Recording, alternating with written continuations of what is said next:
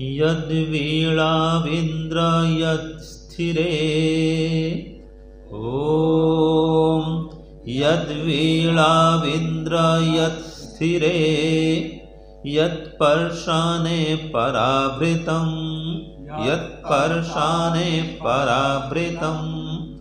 वसुस्पार्हं तदाभर वसुस्पार्हं तदाभर वसुस्पार्हं तदाभर यद्वीणाविन्द्र यत्स्थिरे ॐ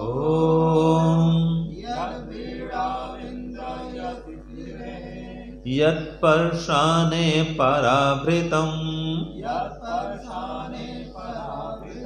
वसुस्पार्हं तदाभर वसुस्पार्हं तदाभर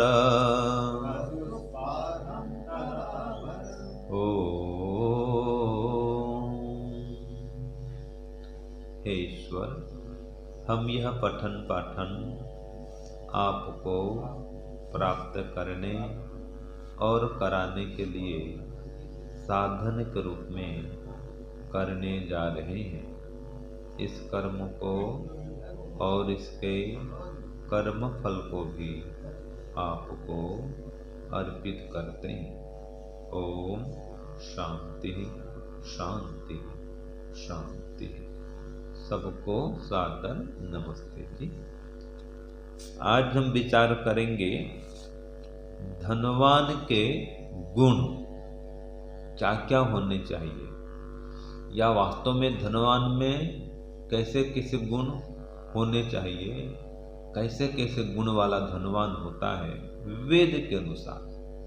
वेद में क्या कहा, तो देखो 3 वेद में इसका वर्णन है।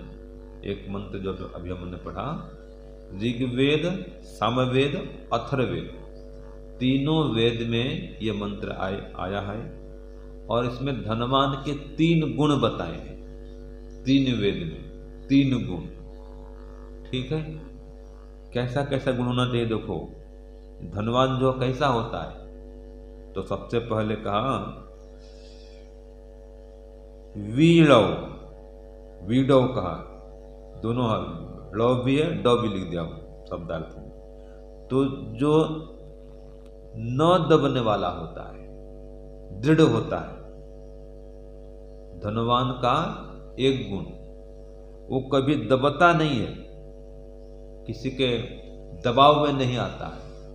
ठीक है, तो धनवान को कैसा गुणवान होना चाहिए, उसमें क्या गुण होना चाहिए, वो दृढ़ हो, मजबूत हो, कोई उससे दबा करके धमका करके पाप न कराए, कोई रिश्वत न मांग ले, उसको रिश्वत देना भी नहीं पड़े, ऐसा मजबूत हो, दृढ़ हो कि भ्रष्टाचार से धन न कमाए।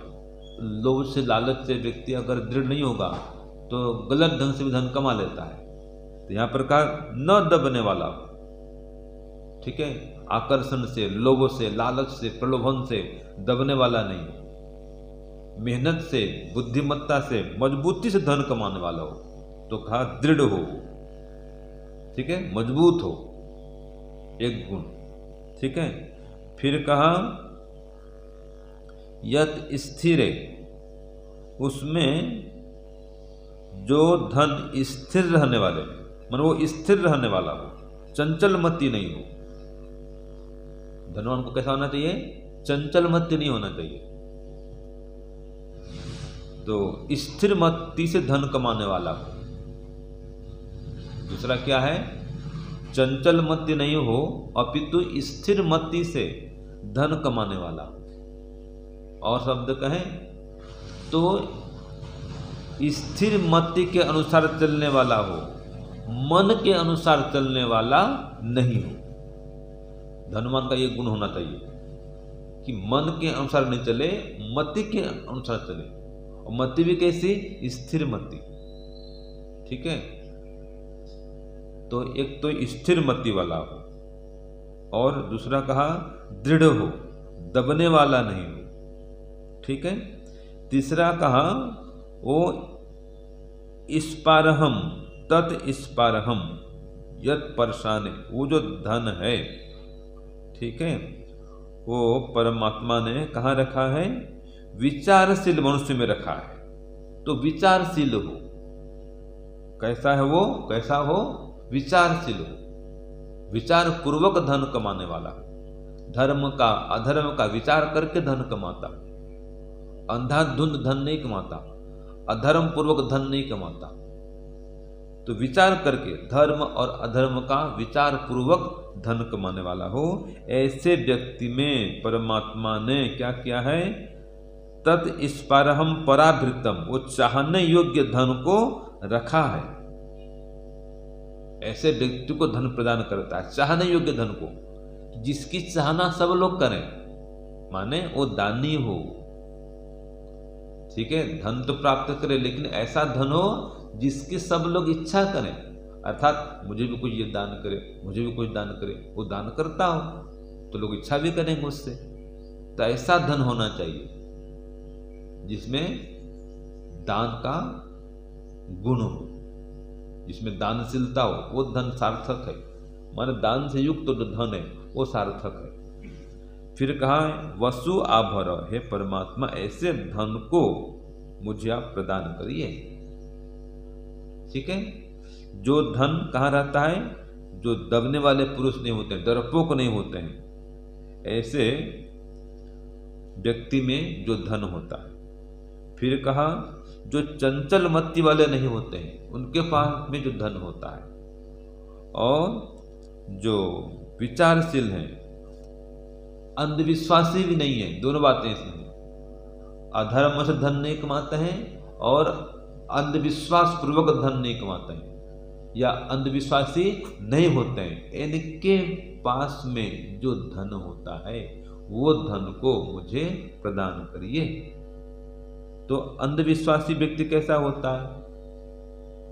अंधविश्वास में पड़कर भी धन का दुरुपयोग कर लेता है। तो यह जो हमने कहा धन का सदुपयोग करने वाला भी ये 3 प्रकार का पुरुष होता है, ये भी लिख सकते हैं।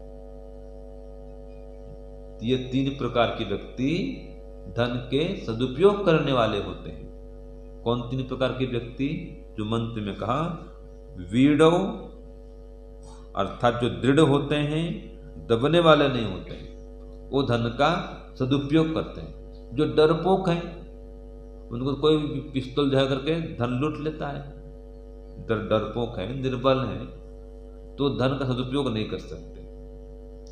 दूसरा कहा जो चंचल मति वाले हैं, ठीक है ना, वो भी धन का सदुपयोग नहीं कर सकते।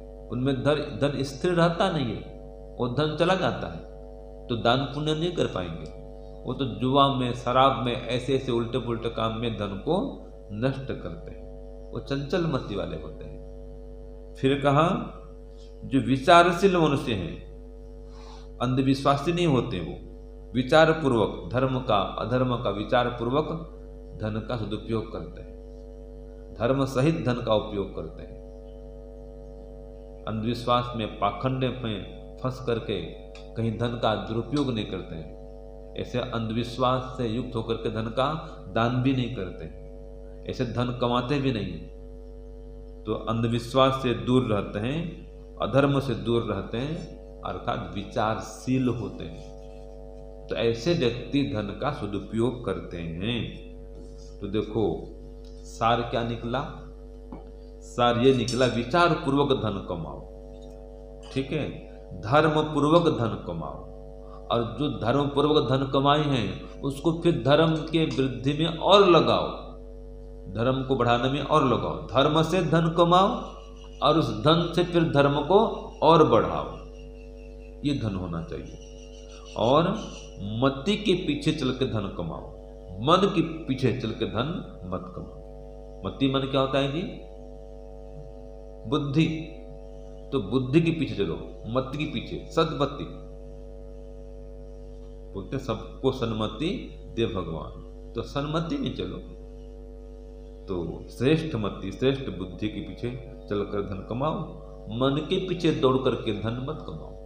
मन के पीछे चलेंगे तो जुआ खेलेंगे, धन कमाने के सस्ते उपाय, सरल उपाय ढूंढेंगे, लॉटरी लगाएंगे, कहीं लॉटरी खेलेंगे, जुआ खेलेंगे, सट्टा खेलेंगे, उल्टा पुल्टा काम करेंगे और धन कमाने की सोचेंगे।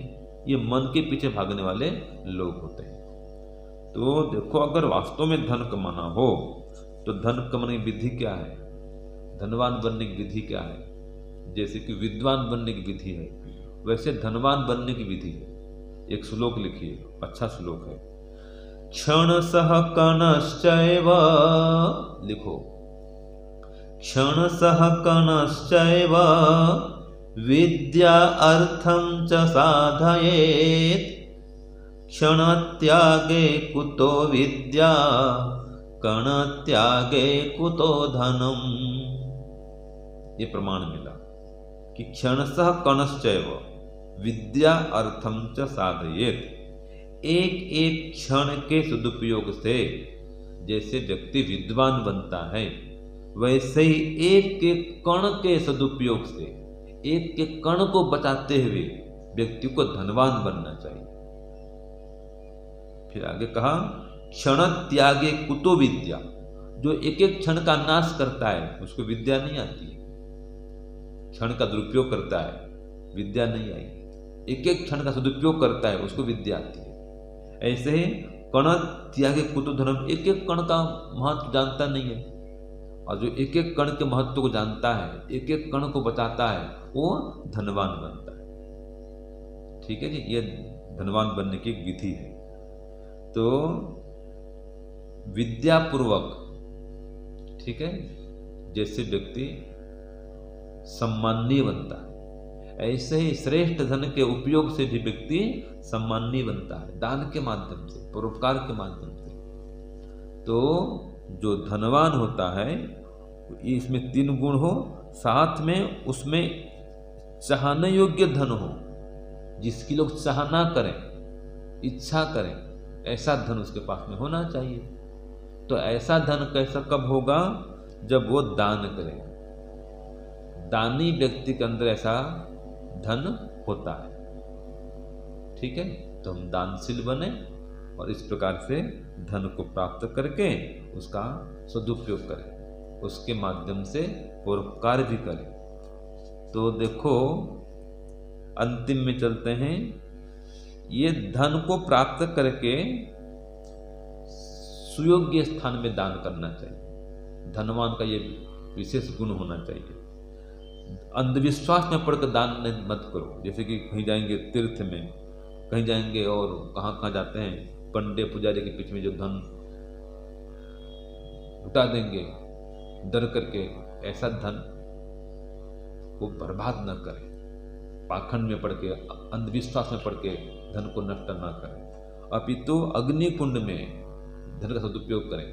अग्नि कुंडे योगी पिंडे, ये कहा गया है। विद्वानों के सहयोग में, गुरुकुल में, गौशाला में, औषधालय में, अनाथालय में, यहाँ धन का सदुपयोग करना चाहिए। तो सारे निकला, धन का सदुपयोग करें, धन का दुरुपयोग कभी नहीं करें। और ऐश्वर्यवान बनने के लिए ईमानदारी पूर्वक मेहनत से प्रयत्न करें, और जो धन आता है उसको फिर धर्म को बढ़ाने में लगाएं। तो ये मंत्र का सार है। ओम शांति ओम शम। सबको सादर नमस्ते।